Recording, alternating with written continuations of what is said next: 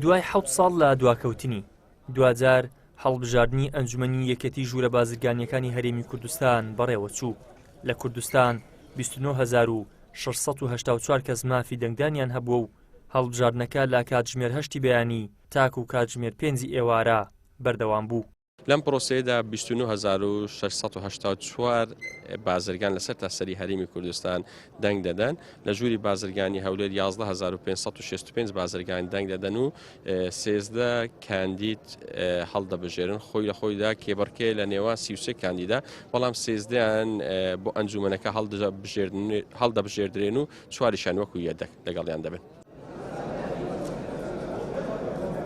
هەڵبژاردنەکە لە هەر چوار پارێزگاکەی هەرێمی کوردستان بەڕێوە چوو. لە هەولێر 11,565 کەس و لە سلێمانیش 9,617 کەس و لە دهۆکیش 7,700 کەس و لە هەڵەبجەش 802 کەس مافی دەنگدانیان هەبووە.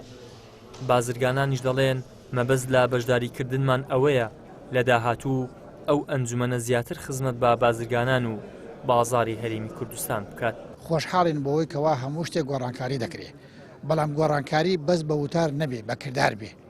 ئێستا ئەو کەسانێکە هەڵدەبژێردرێن ئەگەر هەر کەسێکە کە وەک وتاری هەیە با کردارەکەشی هەبێ لەگەڵیا کە کردارەکەی هەبوو ئەو کاتە معناوەیە خزمەتی هەموو لایەکمان دەکات. ئێمە باو باپیرانمان خزمەتی ئێمەیان کردو ئێمان پێگەیاندووە، ئێستاش ئێمە خزمەتی خۆمان دەکەین و خۆمان پێگەیاندووە لەگەڵیا دەڕۆین. دەبێ هەوڵ بدەین بۆ ئەوەی نەوەکانمان لە دوای ئێمە بگەنە سیستەمێک و بگەنە شتێکی باش و باشتر لە ئێمە. ئەگەر لە ئێمە خراپتر بوون و هیچ شتێکیان بۆ نەکرا و کاتە چیمان پێ دەڵێن؟ معنای نە ڕەحمەتمان بۆ دێ خێرمان بۆ دێنێ چاکەماندا نەبوو پیاوەتی. 17 ساڵە ئەو هەڵبژاردنە نەکراوە، بۆ یەکەم جارە بەشداری ئەو هەڵبژاردنەی دەکەین. هەر دەنگدەرێک دەتوانی دەنگ بە حەوت ئەندام بدا، لە حەوت کەمتر نەبێ، لە 13 زیاتر نەبێ.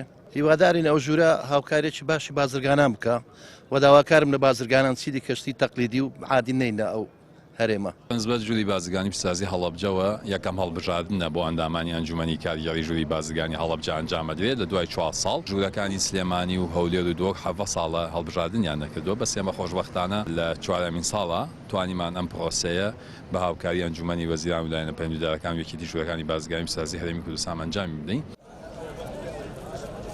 بەپێی ئەو بەرنامەیە کەوا ڕاگەیەنراوە پاش ئەوەی هەر ئەمڕۆ دەنگەکان زیاکرانەوە و ناوی دەرچوان بۆ ئەنجومەنی ژوورە بازرگانیەکانی هەرێمی کوردستان ئاشکراکران، دواتر لە یەکەم کۆبوونەوەی ئەنجومەنەکە سەرۆک دەستنیشان دەکرێت. ئیدریس محەممەد، کەناڵی ئاسمانی پەیام، هەولێر.